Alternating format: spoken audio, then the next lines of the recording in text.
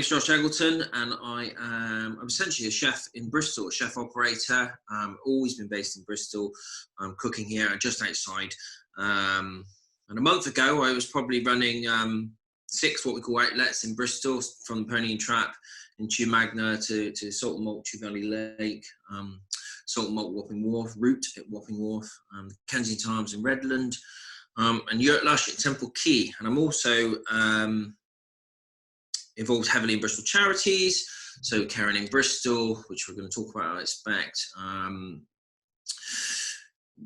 Sort of founder of Eat, Drink, Bristol Fashion, a food festival, and also a partner in Bristol Beer Factory, so a non-executive director there, and actually so sort of slightly oversee the Arnolfini Cafe bar, because that's a Bristol Beer Factory. Wonderful. That's all my places. It's funny, like I love the Cafe bar, the Arnolfini. I live near North Street, so I see the Beer Factory almost every day when I walk to UWE.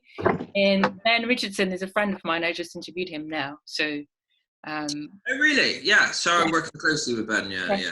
And the last time I saw him was at the Arnolfini Cafe about 6 weeks ago, and we didn't expect that to go so wrong. So I'm amazed with what he's been doing, because that's not easy. Yeah, it's been great.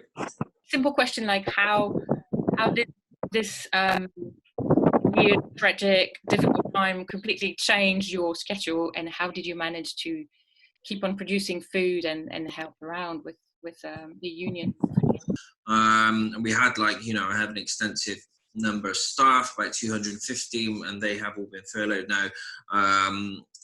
But we already had partnerships in place with people like Caring in Bristol, and what we called the sort of Sunday Sessions chefs, which was just a creative event of loads of chefs that got together and cooked in a warehouse for a bit of fun. And that then extended into our network of chefs that we're going to be spearheading Eat, Drink, Bristol Fashion, the food festival that we've done previously, but we haven't done for about 3 or 4 years, and we'll be coming up soon. Actually, we're doing it in the first week of May, and then that very quickly changed into this Bristol Food Union, and it's an idea we've been kicking around and talking about it for a long time with Anya, about getting everybody, producers and suppliers, together and sort of creating one voice, and that happened very, very, very quickly in reaction to what's happened within the world and how we can bind together and help each other.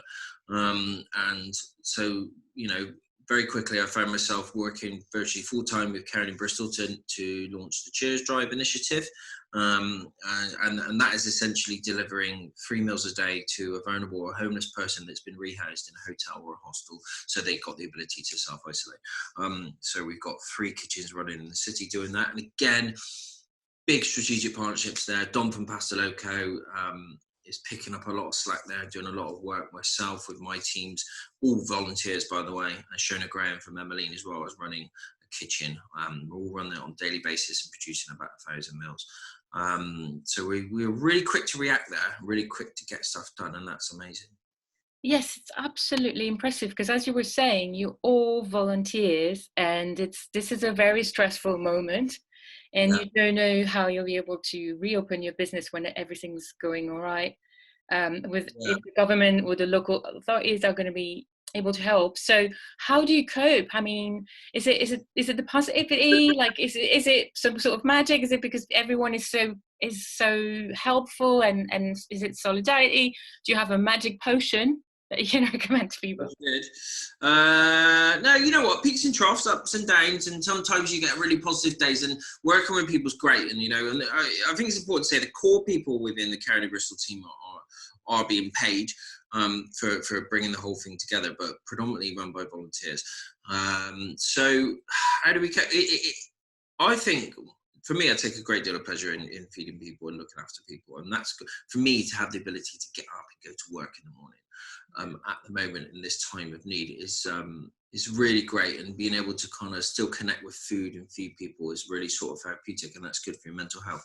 On the side of that, because I'm essentially running the kitchens and the sort of food director for the project, I'm able to kind of on the side in tandem, I'm able to deal with how we're going to, well, firstly close down our businesses, and now I'm strongly thinking about how we're going to open them back up. Talking to the accountants a lot, and just looking at the finances and just looking at the current situation and putting plans in place and coming up with several strategies of, if this happens, this is what we're going to do. This happens, this is what we're going to do, about how we're going to open those businesses back up, because they're all very different, the businesses that I run. So, you know, when we're doing sort of like sustainable fish and chips to take away, that's probably one of the easiest ones. But when we've got a restaurant route at Wapping Wharf in a shipping container, which is very small, that's going to be difficult because of social distancing that's probably going to be in place for the next however how long, and we don't know. So it's about how do we adapt that business to service people. And my main priority really is to, how do I look after the core people in that business, those strategic partnerships I was talking about, Rob Powell, Meg Oakley, who run those restaurants, and how do I make sure that I create some security for them. Mm-hmm. Where are the places where we can still get the food, for instance, just order online and just come and pick it up, or do you still do delivery? You know, I think when we bring pictures to people's mind and they remember a restaurant, then they're like, oh, of course, I love that place, I want to help. You know, there are some restaurants in the city that are still doing food, and they've changed their initiatives. Like Poco, for one, in Stokes Croft, have launched a sort of like organic, ethical burger bar and stuff like that. At the moment, every site that I'm involved with, we have put into what we call hibernation, and we will bring them back slowly.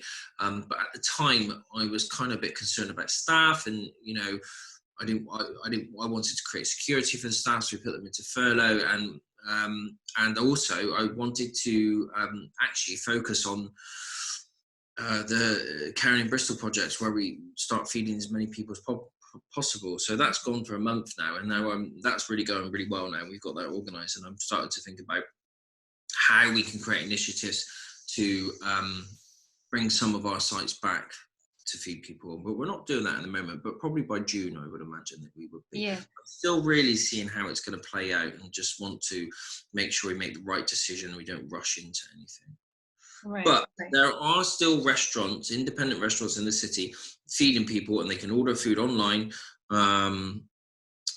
and get it delivered. And also loads of fresh produce as well. There's Luke Hazel from Blackton Butchers, or the Story Group, doing organic meat from Chew Valley.